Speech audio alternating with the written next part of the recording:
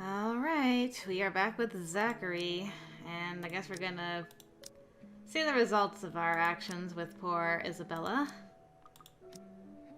Unfortunately, that's where we leave it off with her. I think we can skip the dream at the very least. The dream's the same. Oh. New unread text found.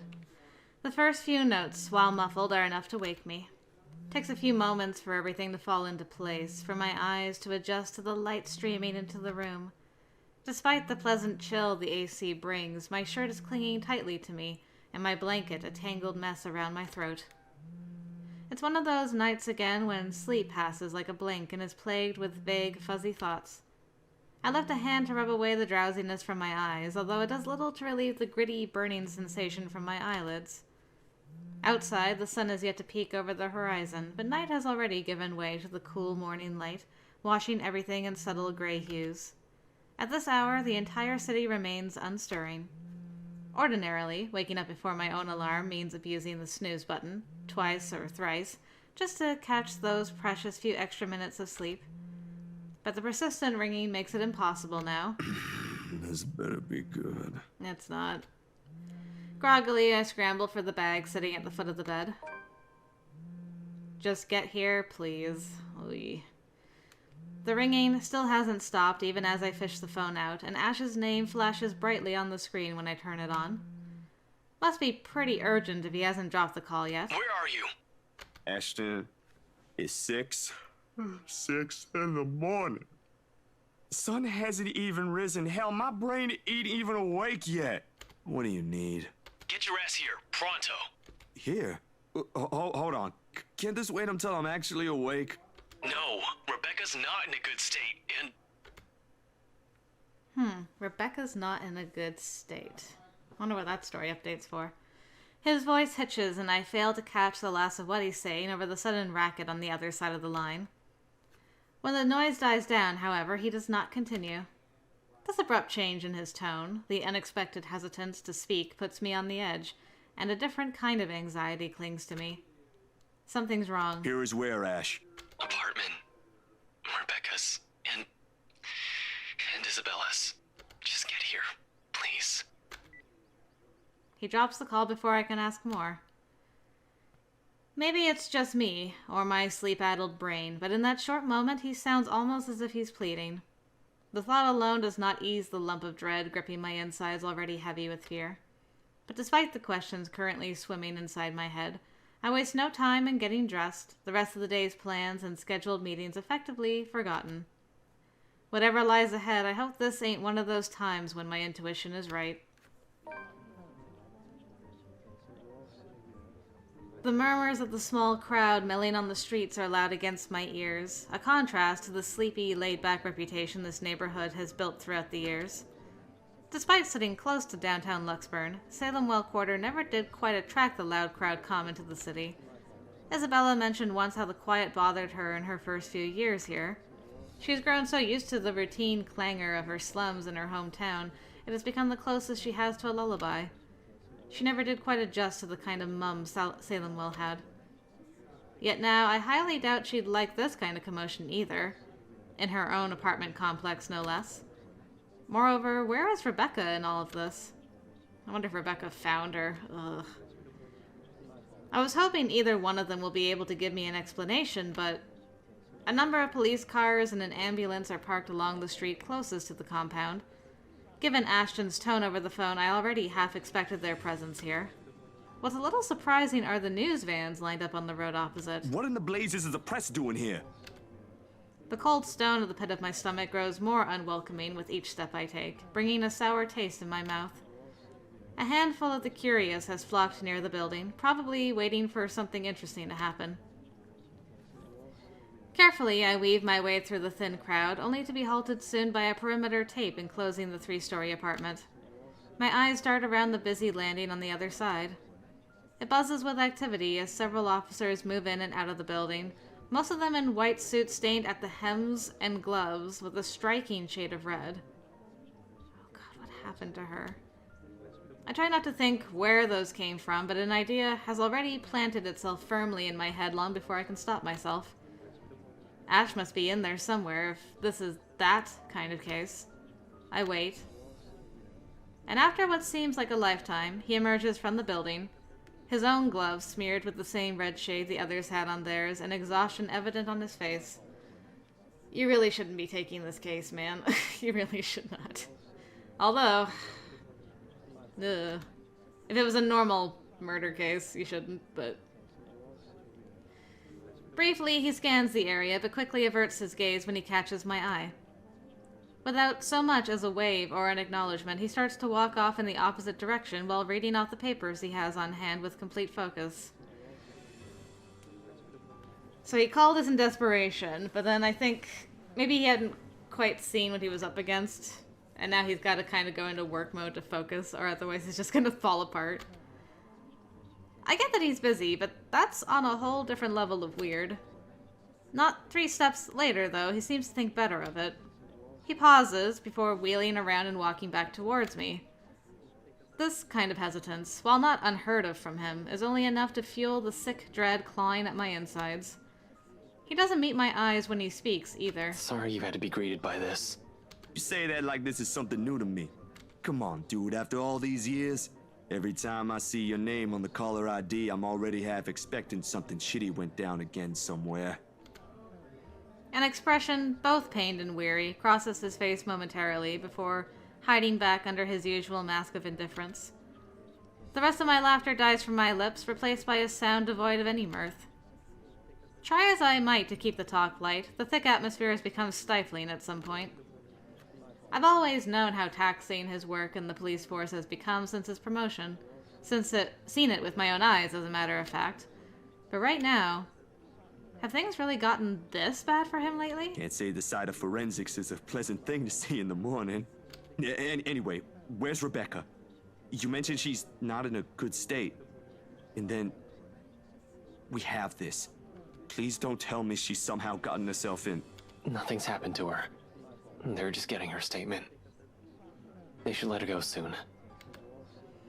He gestures with his head towards an ambulance parked a short distance from us. Her strikingly familiar hair is visible between the 2 officers standing nearby. Although I can't see her face, the tired droop on her shoulders is impossible to miss. Still, to see her unharmed is relief enough. Glad to hear that. What's going on here anyway? Seems like you've got yourself another big case on your plate this time. It's been classified as a homicide, but nothing conclusive yet. A homicide? Another? Right here? Figures why the press is here. No, I don't think any of the 2 girls will appreciate you bringing the whole precinct here. Bella especially. Never did quite forgive Devlin, no matter how much she laughs about it now. Isabella's He doesn't know. Isabella's not here, Zach. A flicker of grief. Momentary in its passing, but it's there across his face at the mention of her. And in that single lapse, the stone in my stomach has firmly lodged itself up in my throat. Ash, what's really going on here? A hunch. That's all it is. But if there's anything I've learned from him all these years, it's that asking the hardest questions are unavoidable if you want to get answers. Not in a world as harsh as ours. Ashton, I asked you a question. Where is Isabella? When he looks at me, I already know the answer. Goddamn, I already know it, but I want to hear it straight from him. She's dead. 2 words. None of it registers. Dude, you know full well I find jokes like that in bad taste. If you need me curious about this, you got it done way before that came out of your mouth. Now answer the question properly. I already did. What else do you want me to tell you? Oh, dear. The truth! Stop shitting with me and tell me what this is all about! God help me if no one tells me what's going on. I swear I'll... I don't have time for this, Zach. I've got a lot of stuff waiting to be dealt with right now. I need you to make yourself useful and stay with Rebecca after they're done with her. Oh, you guys. Let me through. I gotta go. I gotta see this. I won't believe it.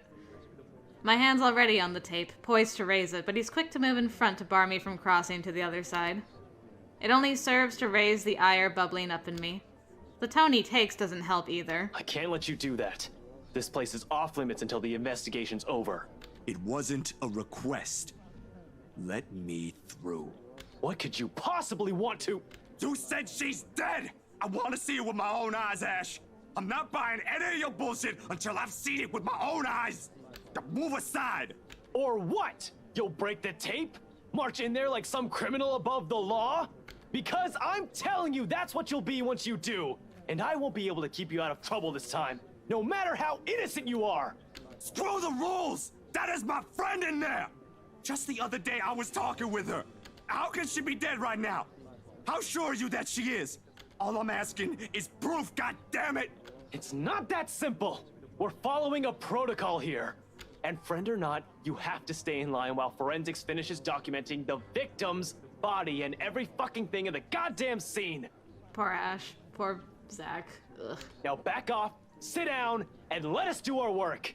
Don't make this harder for us, Zach. What? You make it sound like you don't even know her. Ain't she your friend too? It's not that. You don't understand. Right now, she's nothing but a dead body. We need to... All I saw is red.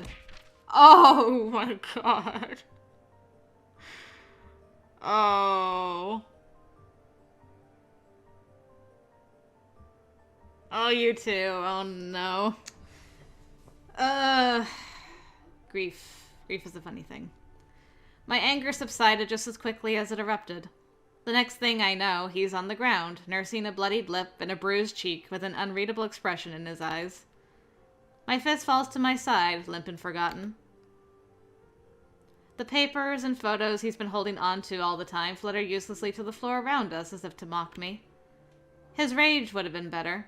Far easier to deal with than the wall he suddenly built up around himself. With it, there's only hurtful words and ugly truths. No puzzling, guessing games that leaves you thinking for days on end. I shouldn't have let my temper get the better of me either. I want to apologize, say something to remedy the situation, but my mouth has gone thick with fear and remorse all at once. I can only look at my feet, no longer standing close to the boundary I threatened to cross earlier. And that is when I see it, the pictures. Understanding dawns on me, violent enough to shake me. With trembling hands, I reach for the scattered photographs off the pavement.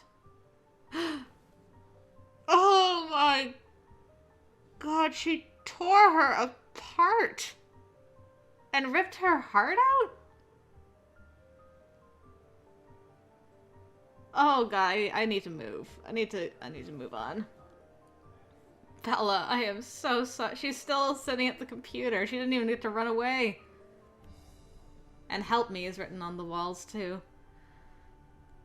A sick, burning feeling immediately rises up to my throat. Purely on instinct, my eyes move in every corner of the print, searching for any sign of tampering, for any discrepancy, for any hope that this might just be an awful prank. But try as I might, I can't find it. Ripped apart. There's no other word for it. I mean, that's what I said. She barely looks like herself. In fact, I wouldn't have known it's her if Ashton hadn't mentioned something earlier. When I think of her, all I see is this person who has rarely ever lost a cheer in her voice. Often upbeat, rarely dispirited. Now she's nothing more than a mangled mess of blood, flesh, and splintered bones. Her head is bent backwards, the eyes and mouth open in a silent, empty scream. A hole in her torso, big enough to expose her insides, gapes open at me. It is as if a savage beast has torn it viciously open and feasted on it, every organ mutilated and butchered beyond all recognition. Blood pools from the open wound, drenching her and the floor in a deep shade of red. I can smell and taste it even without being there. When finally I look back at him, Ashton's shoulders have gone rigid. His eyebrows are drawn in a tight frown. His jaws are clenched tight. I recognize the frustration, his frustration, for what it is. It's not that Ash doesn't want me to see her. He simply doesn't want her to be seen in this state. This ain't how he wants her to be remembered. I struggle to find the words, anything to fix this god-awful misunderstanding. This ain't what we should be doing right now. But he only looks away as he pushes himself off the ground. Ash, I don't know what came over me. I won't be pressing assault charges considering the situation. I've got things to check with the other officers, but don't go thinking you can easily cross this line without me here. The other police types won't be as forgiving. Go check on Rebecca. She's probably the one who took it the hardest. Well...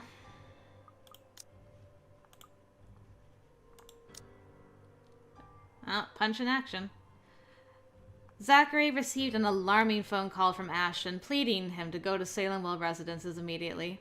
Upon arrival, Ashton bluntly informed him of Isabella's death. Frustrated over the news and Ashton's seemingly indifferent attitude, Zach punched him. Without another word, Ash gathers the papers littering the ground, ducks under the perimeter tape, and walks away without so much as a backward glance. Doesn't even remember that the photos are still in my hand. In hindsight, I could follow him. I should follow him. Return these to him, apologize, and maybe attempt a decent conversation without butting our heads or getting into a trivial squabble over this of all things. But he's right, damn it. He's right in that we're not the only two people going through this. And right now, Rebecca has to bear losing a friend all on her own. Who should I be with? Criminy.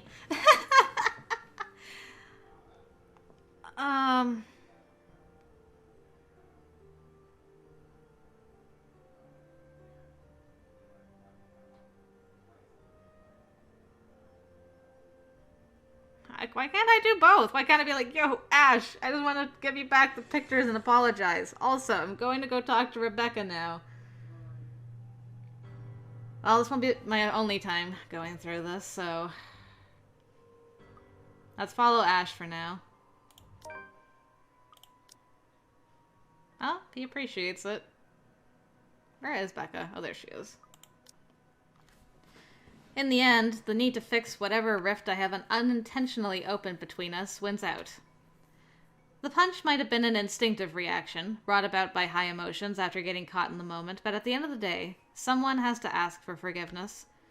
I still need answers too, and who better to get it from than Ashton? I've already lost sight of the guy, though he shouldn't be too hard to find around here. Thankfully, the crowd is already thinned, most having already lost interest in the commotion that entails the discovery of a crime scene and left. A few do linger, just reporters finishing things up for the news and waiting for some final words from the authorities.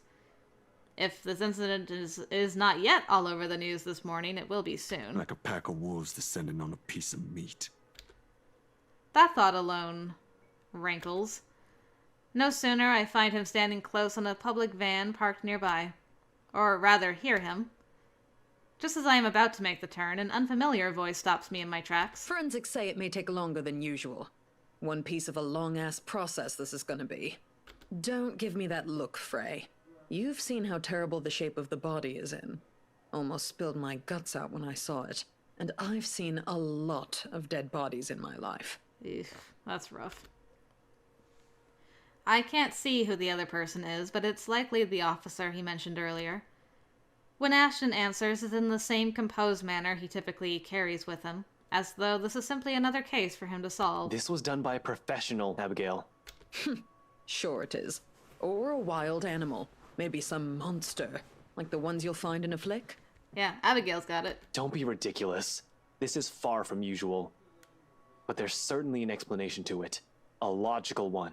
It's logically a monster. Consider what we have right now. The place is clean, has been cleaned. No fingerprints, no hair, or any other way to indicate someone else has been in the apartment aside from the victim. Please don't tell me you've never heard of the Anselm Butcher case. Didn't the trail for that case go cold? Until recently, yeah? Remember the woman from the other day? Not as gruesome, but same sitch.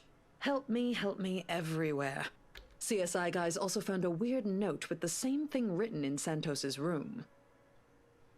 So she had a copy of the letter as well?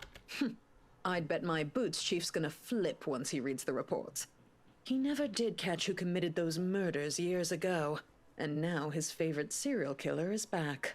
Bless Cooper's and Santos's poor souls. Some suspense mystery thriller this is turning out to be. Don't forget with a dash of horror. Or a huge pain in the ass. Chief better give us a raise after this.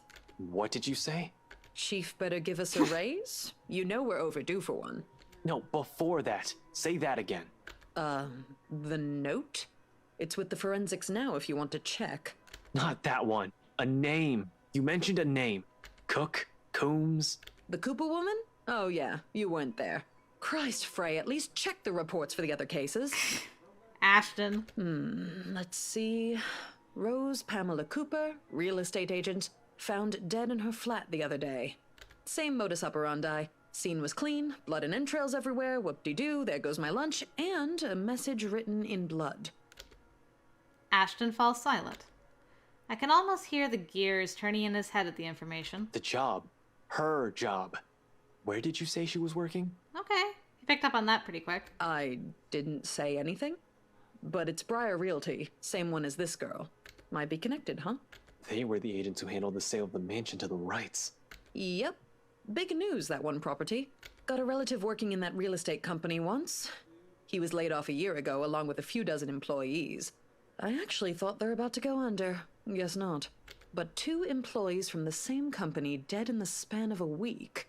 If I didn't know any better, I'd say they did something fishy with a deal and things somehow got awkward with the client, if you know what I mean.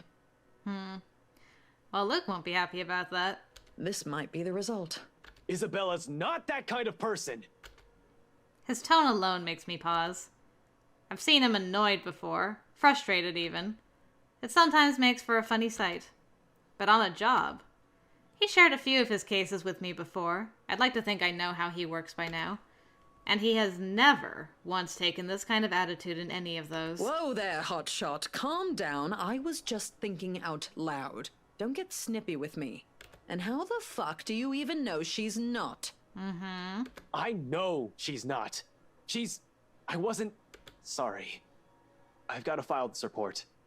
I'm leaving this to you. I'll be back later. Abigail's gonna follow that up. Keep me updated. Figures. Go get some rest while you're at it. We've been at this since last night. Even I can't keep myself awake that long. You're still young, a hard-working kid. Hello? But There we don't go. kill yourself over every case you're handling, got it? Thanks. Not this one, I'm afraid. An irrational panic surges in me at the sound of his footsteps. Oh, hello? Apparently there's weather outside. It ain't my intention to eavesdrop, if this can still be called eavesdropping when they're talking loud enough for me to hear. I certainly can leave, but what good will that do? In any case, I still need to give these photographs back to him. Except he doesn't notice me when he passes. Even with the tentative hand I raise to get his attention, he continues to walk with a purpose, each stride quick and decisive. The look on his face, however, there are really no other words for it. He looks pissed as hell.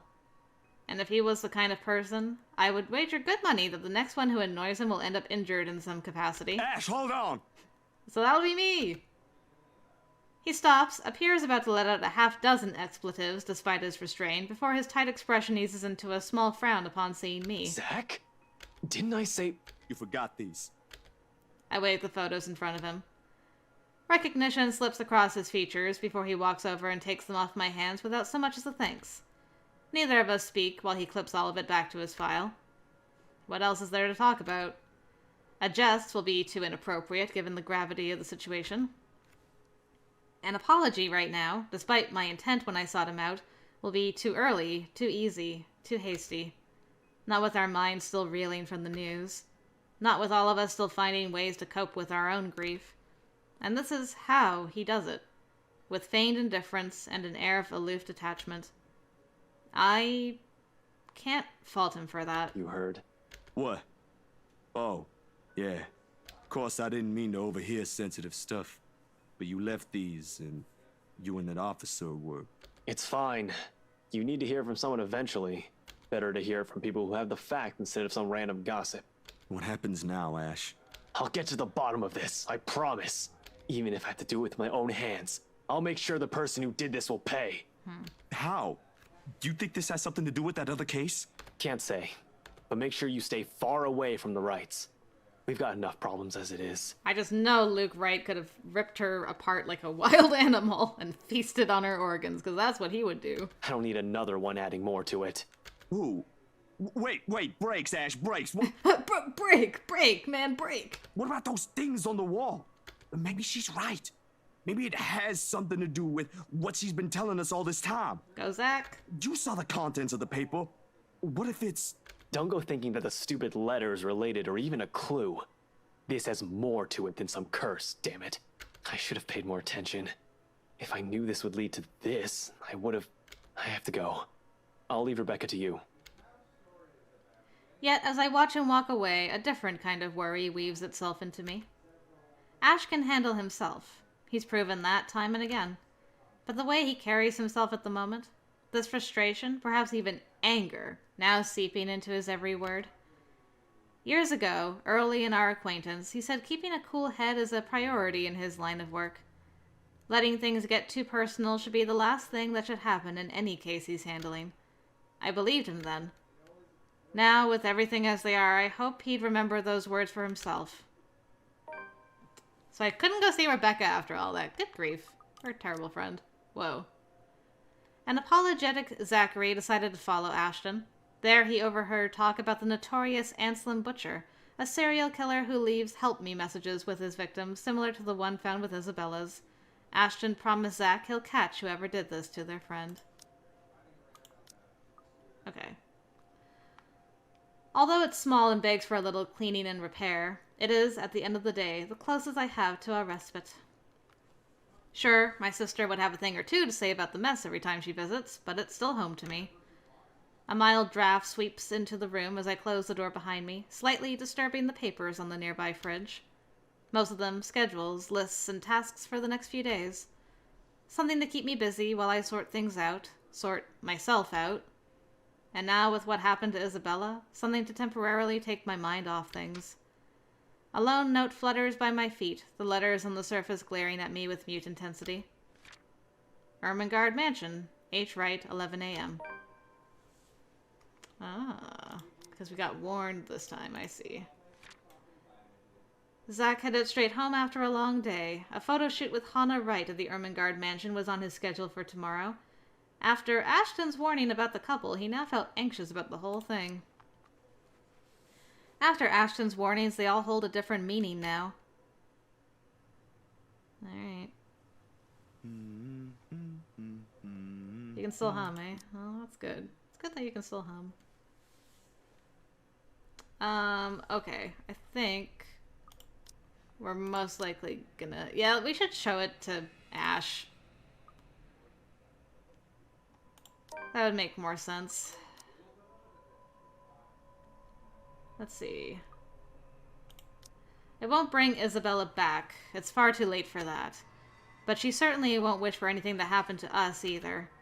Outside, the sun is yet to rise. I've still got a few hours. I could probably do this. Ah, okay. While Luxburn is a relatively peaceful city, boasting a low crime rate, its precinct stays abuzz with activity. As soon as I open the glass front doors, murmurs coming from the people waiting in the lobby welcome me.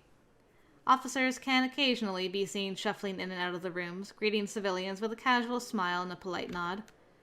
Some, though, look a little worse for wear, like their receptionist who looked at me with much disdain the moment I arrived. Thankfully, I won't have to deal with him today. Before I can even step in, Ashton's voice, though low, comes from the hallway adjacent to the lobby. Not even for just 1 minute? No. The case was dismissed, remember? You were the one handling that case. If you want access to those records, you've got to ask Chief. I was taken off it before shit went to hell. Why do you even bother? Even Professor Clark seems to have given up on that. Well, never mind, you won't understand. Right. I know you owe Professor Clark a lot, but the right guy isn't just someone you mess with. They've got the money. Who knows what else gets swept under the rug with them involved. That takes a special kind of ignorant not to know. And a smart person to know which boundaries he can't cross. You're a bright guy, you'll figure it out.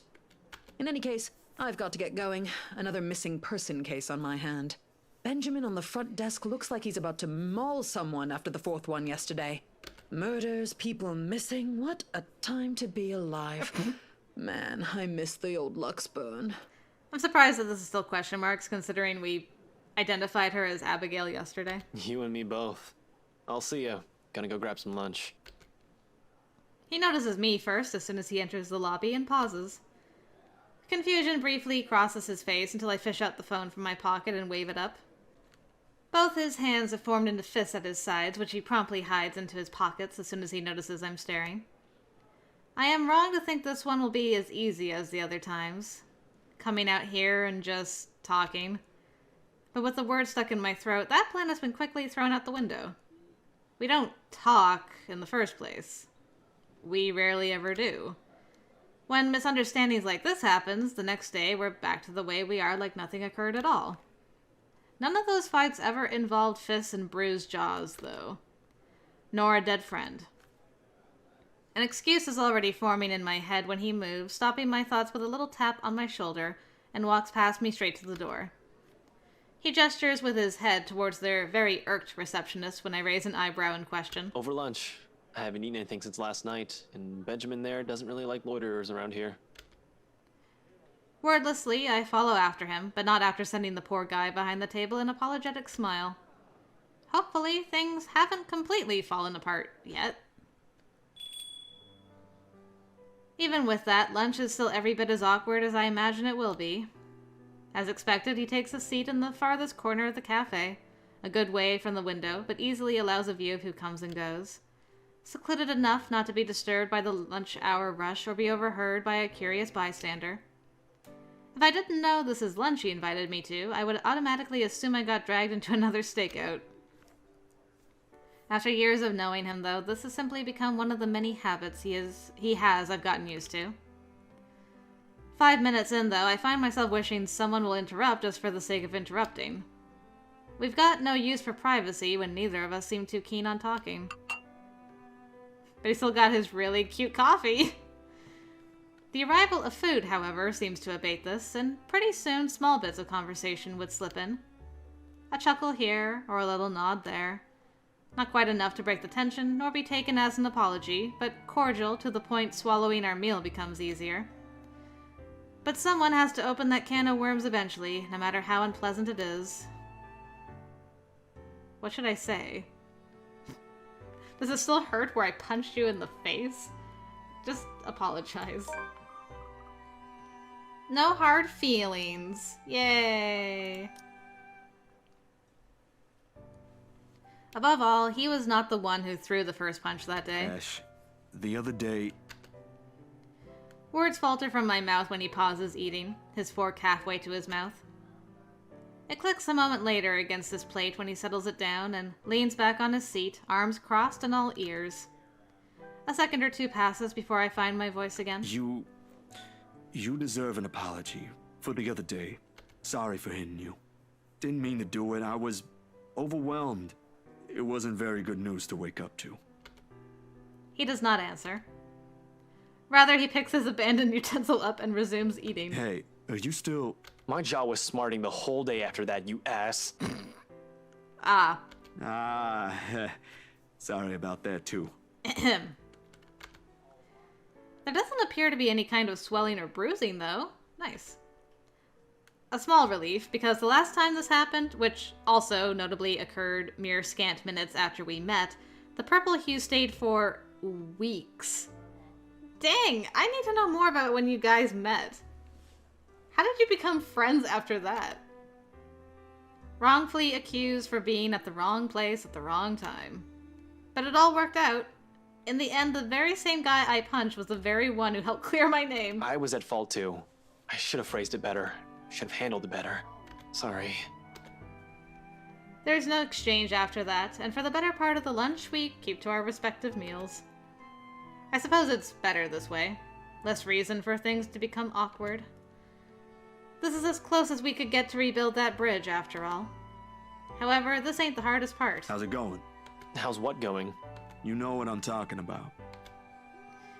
He rakes a hand through his hair and lets out a huff. If he can, if the place ain't as cramped full of people or as loud as it currently is, I don't doubt he'll be pacing the length of the room. Anything to take the edge off, anything to get his brain running. Nothing from forensics yet. They're having a hard time. You saw the state the body was in. Doesn't even look like it was done by a human.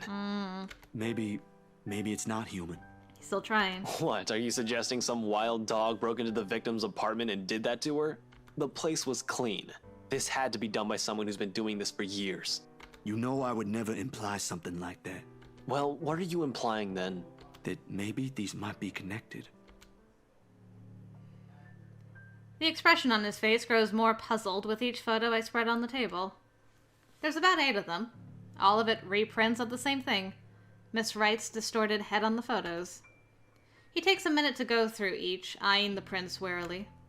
The furrow on his brow doesn't ease, even as he gathers all of it into one pile and sets them in one neat stack in front of me with a heavy sigh. Hannah Wright? Yeah. How did you... The locket. She never takes it off. Evan's family heirloom. I won't even think about asking why or how he knows that. If he's investigating them, he'll likely have already dug up every unimaginable dirt on them, including family history. You never mentioned you got work from them. Yesterday, yeah. It's just a small feature for a magazine. Interviews, photos, standard stuff, nothing big. But see, here's the thing. I don't know how else to put this out there without sounding crazy, but there really is something odd with that place. Remember the letter? He drags in a breath, reaches up his nose. Reaches up his nose? Ow. Up to his nose, hopefully, and pinches it. Like the action alone will help grant him all the patience in the world to continue this conversation. Please tell me this isn't about that again. No, Ash, you've got to listen this time. I am listening, and I can't believe that just came out of your mouth. These are some blurred out photos, and that letter is just a stupid prank. I expected this from Isabella, not you. You're the photographer here. I don't see any need to get worked up over this. I know what you mean, but would you hear me out first? Ash leans back on his seat and doesn't say anything further. He gestures for me to continue with a wave of his hand, impatience clearly on his face. Any other person telling him this and he'll walk out without batting an eye. I suppose the only reason he's giving me the benefit of the doubt is because we know each other. Ash, I don't easily buy into these things as much as you do. Yesterday, though, behind Hannah. He blinks at that, his eyebrows lifting momentarily before settling into a deep frown. Hannah? Since when were you on a first-name basis with the Wright missus? Why does that even matter? I thought you said this was just a gig. His voice stays level, but the accusation in it is as clear as day. It hits a nerve in me somehow, more than that tone usually does. I do get where he's coming from, but that's not the point here. Really? Huh. Oh, right, I had done it was just a gig before. Well, I've never picked this option, so I guess that's fine. In my gusto, I picked the wrong option. That's okay. Of all the things I said, my connection to the Wrights is the first thing he points out. As much as I want to keep my own annoyance at bay, I can't stop it from seeping into my voice. That's completely beside the point here, Ash. I warned you, Zach. I get it, all right? But you can't just expect me to turn it down after I made a commitment to a client. I've got to put food on my table. I didn't say you shouldn't, but you should not be messing with them. I wasn't messing with them. And this isn't? Well, this is what a misclick gets me. He waves the photos in front of me before dropping the pile on the table with a loud smack. I don't need to look to know we've already attracted some attention from the lunchtime crowd. Besides, turning away from him feels almost the same as admitting he's right. There are things more important than his damn case right now. I wish he'd see that. It was a job, and that ain't how these photos were intended to come out. You think I'd go out of my way just to edit something like this? There's something weird going on here. And you think Luke Wright will see it that way? You think the Wright missus will find it amusing? I did not do this for my amusement, Ash. People's lives might be at stake here. If you understood that in the first place, we wouldn't be having this stupid talk. Luke fucking Wright is a dangerous man, Zach. It's funny, I think... Doesn't Luke refer to himself as that as well? Keep hanging around them and you'll find yourself burnt to a crisp in your apartment or floating down a river 3 days later. This case is... Will you stop talking about the damn case for once and just listen to me? Why do you think Isabella's... Don't you dare bring her into this. We're talking about you and this stupid... Oh, of course you don't want to talk about it. She's dead because of your own fucking incompetence. Wow, okay, that escalated. That really escalated. So, about the no hard feelings achievement, just gonna reel that back in and throw that away, because... Every expression drains from his face as soon as the words are out of my mouth. They've hit their mark. Each utterance scathes, sharp with nothing but anger and the truth. Yet they are also things I won't typically say out loud in good company, and rather ease people into it before letting it fall. Almost immediately, a wave of regret washes over me. Ash, dude, that ain't what I meant to. You said enough, Zach. Without another word, he stands, his chair scraping loudly against the floor, all while my brain races to find something to fix this. Ours ain't a fragile friendship by any means. I like to think we've gone past the stage when we find everything the other says insulting. But there are times when letters and phrases alone can cut deeper than any blade. Mine might even leave a scar. He doesn't let me, however. Instead, he sets a card in front of me. Okay, so we're still going to talk to the professor. The name is familiar, but amidst the cloud of remorse swirling inside my head, I can't bring myself to recall where I've seen it. You shouldn't be running blind. Call this guy. He'll be less inclined to shout at you. Might even talk some sense into you. Well... Disturbed, Zachary decided to show the photographs to Ashton. During lunch at the coffee house, they briefly discussed Isabella's case before the topic veered on the photos. Refusing to believe his friend, Ashton advised him to talk to Andrew instead. I don't see his face when he leaves, and it is only when the store's bell chimes again do I breathe. Well, sorry, Ash. After that argument, I really don't have any other choice. So, in I go. Hi. At my confused look, he lets out a small chuckle. He sent a message ahead. A friend needs to have some sense knocked into him. In verbatim. Thanks. That boy never changes. I wasn't really expecting he'd do that. Call me his friend. Although I'm not quite sure what I could share, I'll do my best to help. Okay.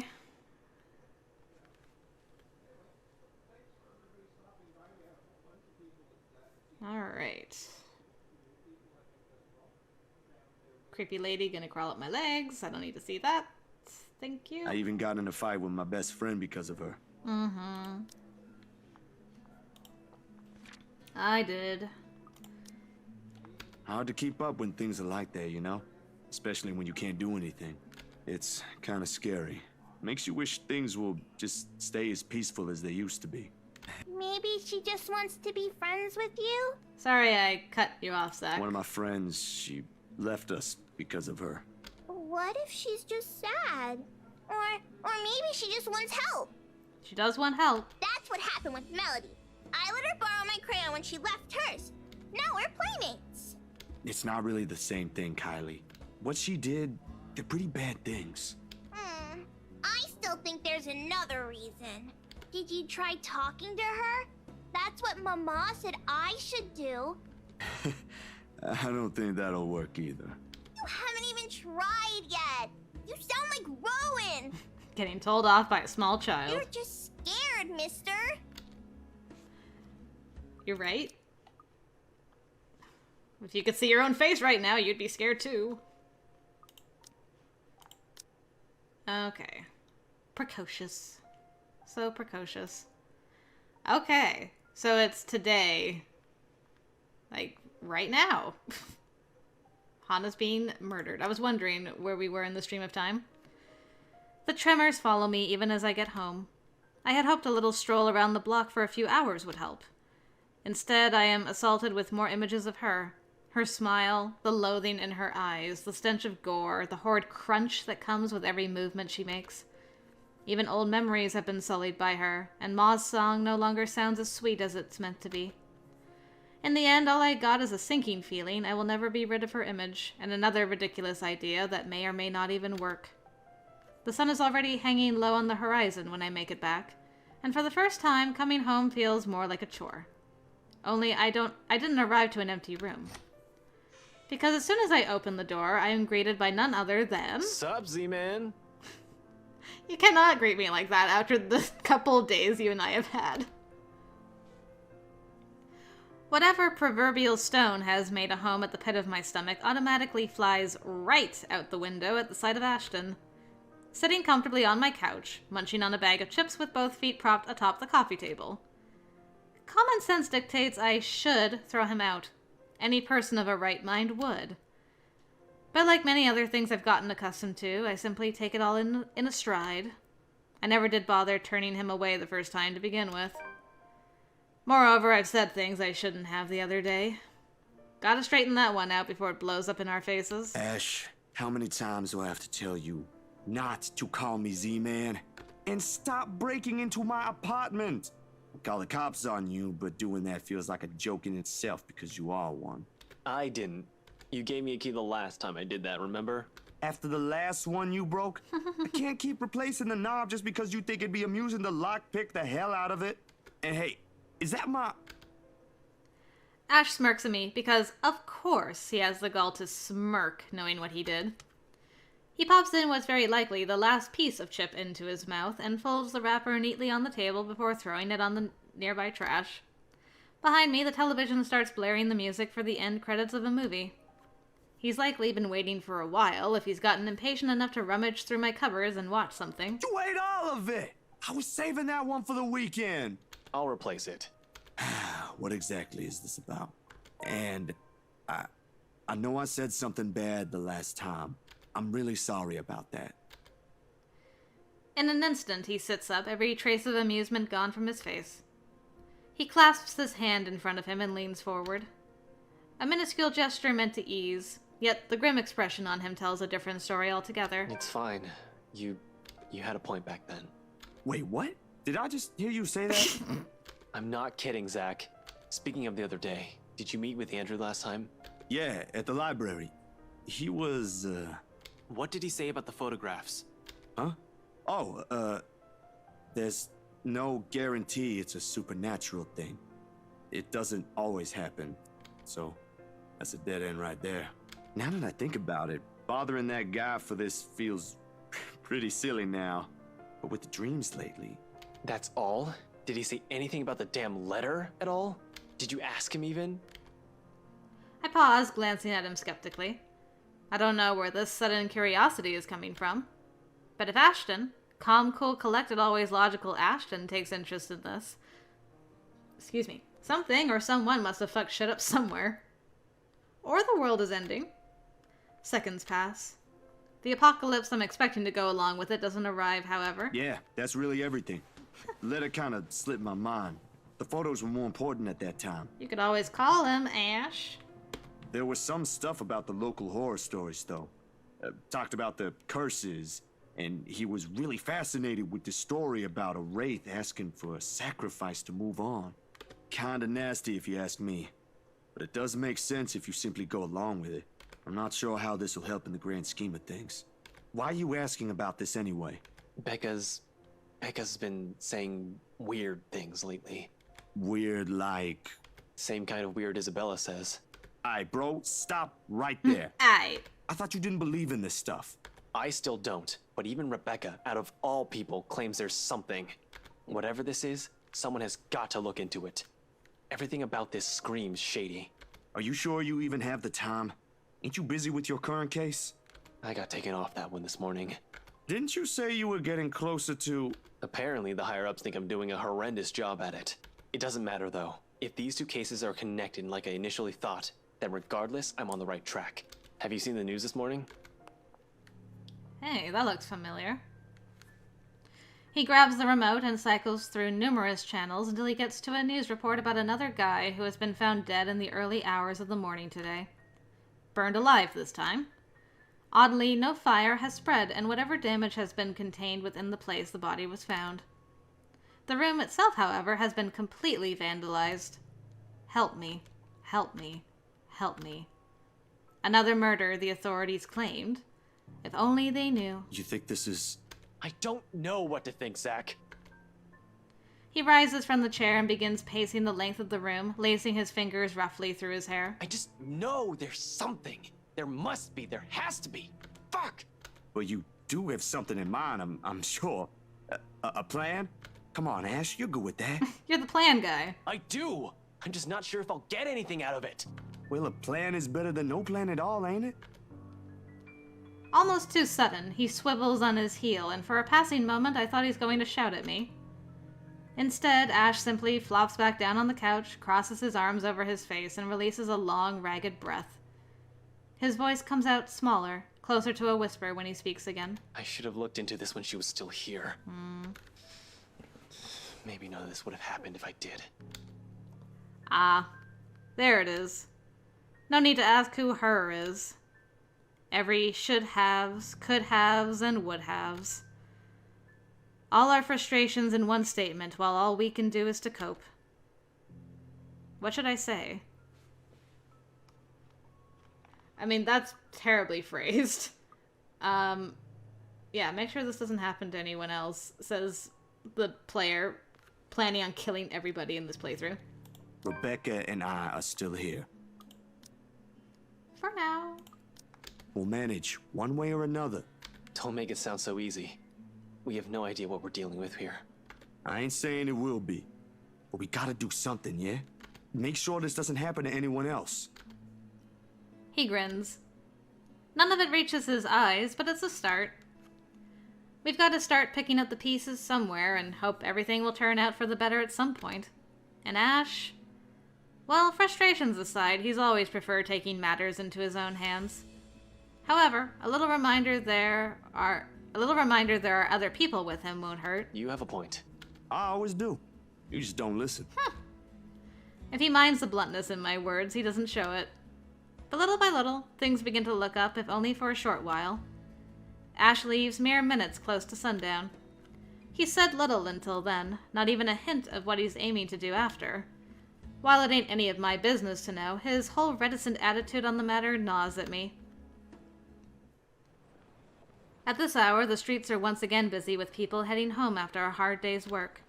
Little of the bustle matters to him as he steps out the crowded walkway, however. There's only his goal in his mind, and I'd wager there's nothing I can do to stop him at this point. He's probably decided on it long before he made the decision to drop by. But despite this, he lags behind. What's wrong, Ash? His mouth opens and closes, but whatever he wants to say is lost in the clamor of traffic outside. Is there something I can do? No, just say where you are. I can't do that. No can do, Ash. Ask me anything but that. No way in hell I'm gonna pretend there ain't a problem when there is. This is a really big one, and I'll be damned if I let anything happen to you guys while I sit here. I'm done running when things get tough. What? You think you have a better plan? Who knows if it's better? At least it's something. If all this is going to do is put you in danger, then I'd rather you not do anything at all. I never want to wake up to that kind of thing again. Finding out one of my friends has been found dead. Murdered in her own apartment. I'm sorry, Ash. One person is enough. This is still better than having no other course of action, yeah? He's about to argue for a moment, but... Look, bro, if things ain't good, I'll be the first one out. But allow me this one thing, aight? Just this one time. If it doesn't work out, you'll be the first one to know. You can laugh then, or berate me all you want. But please don't ask me to step aside like I'm incapable of doing anything to help. I've no idea if it is the look on my face or the tone of my voice. Ultimately, although his mouth presses into a thin line, he nods. Do what you want. If you can check in with Rebecca, I'd appreciate it. Yeah, about that. I wanted to, but time and things. Upon returning to his apartment, Zachary was greeted by Ashton. Now suspicious of what's happening, Ashton informs Zach that he will try and get to the bottom of this. He also warns Zach not to act rashly. When he stumbles into the sidewalk and allows the afternoon crowd to swallow him whole, I like to think the tiny gleam in his eyes is the closest we can get to optimism in this situation. Whether that alone will be enough to give me a peaceful sleep tonight remains to be said. I wanted to say seen. Remains to be said. Fine. Blurg. Say it. Don't see it. Though, if I'm going to be honest, it is not the night terrors that are keeping me wide awake tonight, but the anxiety and the hope I'll hear from Ash soon. And for what's perhaps the 42nd time, my eyes shift over to the end of the table where my phone lies still. I've not heard from him since he left. He didn't promise anything. Alright. What would Isabella want? To warn people? Don't deserve a brutal death at the hands of one malicious spirit. And I'm sure that's what Isabella would want if she was still here. So we're gonna see Luke now after he's murdered his wife. Have things changed?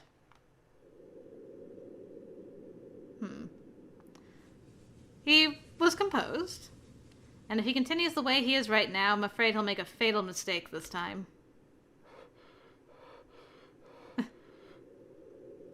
Okay. Out of breath. What's happening? From the room up the second floor. Well, it's not... Whoops. It's not Hana. There are no lights inside, and the windows are shut, but I'm sure whoever's singing is in there. And what? Hold on a sec there. It's difficult to get a decent view from my position, but something's odd about that window.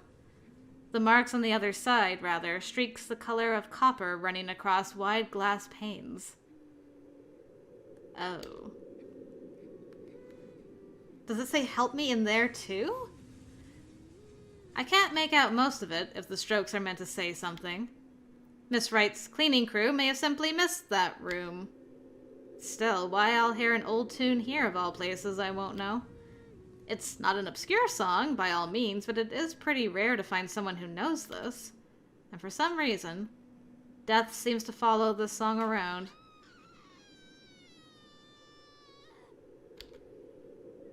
Panic lodges itself at the base of my throat at once. Whoever's humming might be... I don't want to be the pessimist now, but on the off chance that is Miss Wright... Shit. I shouldn't just barge in there. I can put myself in danger before I can save anyone. Ash will tell me so in the exact same words. Might even write me a dissertation why that is a bad idea if he ain't so lazy. But damn it, god damn it. Someone could be in danger. And that someone is me. I can search for Ash, but what if it's too late by then? With how big this place is, he can be anywhere, and it's very likely by the time we come back, someone's already bit the dust. That and the cries grow louder against my ear the longer I linger. Almost impossible to ignore, drawing me in like a moth to a flame. For a moment I let myself shudder, shaking the uneasy feeling off my head. This can't be a good idea, not by a long shot. Still, I've gotta try. Searching takes a while. Eventually, I find a branch with the right distance and height to reach the window. This is such a bad idea. Climbing the tree to get to it, however, is a whole different story altogether. I haven't done that since I was a school kid, but even then it's a struggle for me. I do manage to make it work somehow. After a hard battle, a few bruises and scrapes to my arms, I'm hoisting myself up the window. And falling right through the room where the panel suddenly gives. Ah, the drip, drip, drip of blood. The awful, putrid smell assaults me before the pain from the fall itself, and I have to fight the urge to puke right there. Although, hold on. What? When did this... Saturday. Okay, is it Sunday? Might be early Sunday morning. I guess it could still be dripping. Because I'm like, shouldn't the blood have dried by now? But what welcomes me as soon as I collect myself from the floor and open my eyes only serves to push the vomit up my throat. Miss... It does say help me. Why would you... That's very sloppy of Luke. Why would he leave her here? I thought for sure he would have hidden her away by now. He just left her in the room?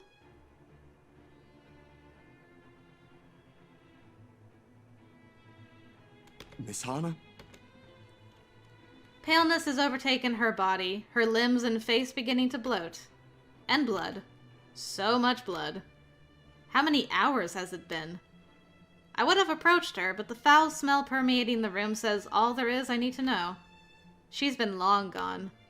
There's nothing I can do. I try not to gag, not to touch anything, my feet automatically backing away from the small pool of blood at her feet, from the bare walls void of any colors except for the words. Help me. Panic quickly surges in me. Of all the moments to be here. Wrong place, wrong time. Shit.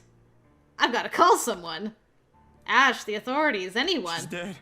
She's dead. God damn it, she's dead. Someone has to. Well, you are screwed, my dude. A vase shatters at my feet. The sound of glass breaking, renting through the thick, foul air, sharp and cutting, but none of it sinks in. Not even the crunch of glass under my shoes as I take an uneasy step to steady myself. Instead, all I hear is the sound of footsteps and shuffling outside, their very urgency at odds with the hammering of my heart against my ribs. Oh, God. Well, we know who's getting blamed here. There is no comfort, no escape when the door opens. Mr. Luke Wright barges in the room, wide-eyed and seething with fury. There should be a law against noise this early in the morning. His eyes shift from me to Miss Hana and to the mess of blood and shards on the floor. It doesn't take long for him to put two and two together. Easy for me to see what conclusion he got. I opened my mouth, trying to weave some semblance of coherence amidst the cloud of panic and fear in my head. Hana? Hana, darling? Buttercup? Love? Speak to me. To me! I'm undecided if he's being genuine or acting right now. I know this looks bad. You! What did you do? There is no question in that. Only an accusation. I know this looks really bad. Standing here in your house with a dead body, but I can explain. You killed her! No, I think he's actually being theatrical. Because for a moment I'm like, was he possessed and didn't realize he had killed her? And was like genuinely shocked, but no, he's being very theatrical. You killed my love! Johans! Johans! Get in here! Mr. Wright, this ain't what it is. Outside there was a noise. Someone's crying. You killed her! Hana! Oh, Hana! My lovely, beautiful Hana! The tears are a very nice touch. I knew you were bad news the moment you showed up here! You have to believe me, sir. It wasn't me. I swear to God, it wasn't. What happened? Johans, did you pop him from the ceiling? Just like karate chopped him in the head? Oh, at least she looks like she's just sleeping there and not stabbed horribly. A terrified Zachary went looking for Ashton in the Ermengarde mansion, but to no avail. He also tried to warn Luke Wright about the spirits supposedly living in the house, but was simply turned away. After hearing a crying woman, Zachary sneaked into the mansion and discovered Hana's corpse, before being accused of Luke of murdering his wife. For a moment there is only silence and ache, and the room abruptly tilting on its axis, dimming. Call the police. Get rid of this rubbish. Yeah, he was totally acting. Certainly. Will you be having tea this morning? Oh my god, Johans! Bring it to my study and... clean out that awful stench. Darkness falls? Well, I didn't die there. The pain is the worst when I come to. A sharp, piercing ache somewhere at the back of my head begging to be noticed. But it's nothing I can't handle. Blearily, I open my eyes, expecting to be greeted by sunlight. Curiosity killed the cat. That's unfortunate. However, the walls that welcome me are unfamiliar. When everything comes into focus, I recognize the place for what it is. A cell. Dark, cramped, with the only light coming from the moon outside, streaming through the sole window barred by thick metal bars. Memory rushes back to me in sharp bursts. The mansion, looking for Ashton, a familiar tune, and a woman crying. All while my head still aches from the hit I've received. Still better than a morgue, I guess. Ha! Gingerly, I pull myself up, stretching the cramps from my shoulders as I do so, but stopping when a sudden movement induces an acute stinging pain right through my arm. Damn, they got me good. Very good. What time is it? As expected, they've taken everything I have on my person. Wallet, cell phone, my keys, meds, even a small pack of gum. Protocol is protocol. In the first place, ending back in another cell ain't in my agenda. The first time was not a pleasant experience, and this certainly won't be either. Considering who has likely put me in here, it could be much worse. The bars are cold to my touch when I approach it, looking for the person on duty. They'd usually allow us to contact someone, and Ashton at least has to know I'm here. He'll be pissed, that I'm quite sure of, but he's the only one who can help prove my innocence and get me out. However much I don't want to rely on him for this. The hallway in front of the cell is empty, but voices float through from further in. Likely the poor officers assigned to late-night duty. Judging from the snippets of conversation I catch, today's topic over a snack is that moron who thought it's wise to cross the rights. They used other names too, most of which I'll like to have words with them about in the future. But really, I'm in no position right now. Excuse me? Anyone? Silence. Excuse me? I need to make a... So she's gonna kill me again, huh? Not Luke. Blood freezes in my veins and my grip on the bar tightens as the revolting scent reaches my nose. More than the gore, the foul smell of death hangs heavily in the air. And against my better judgment, I turn. Okay, Zach, you hang tight. Oh god. When Zachary finally regained consciousness after being knocked out, he found himself locked up in a precinct.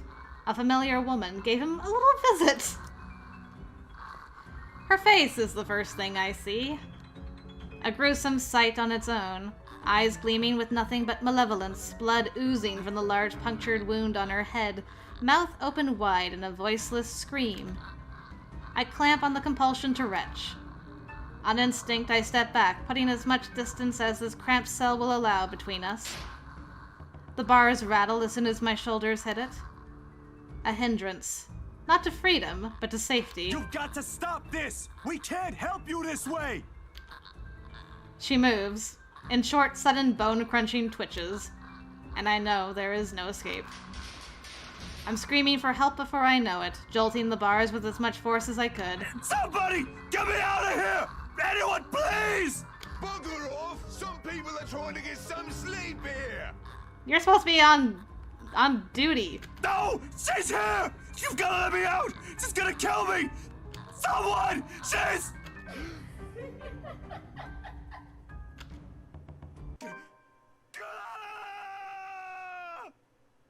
Oh, you poor dear. Whoa! What?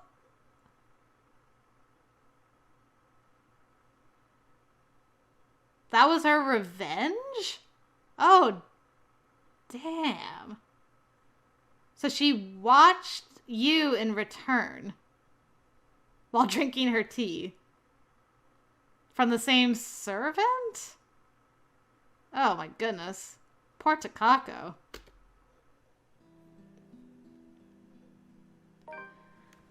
Poor Zach. Poor everybody. Okay, well, that was that. Next time, we'll catch up with poor Marianne. Until then, guys.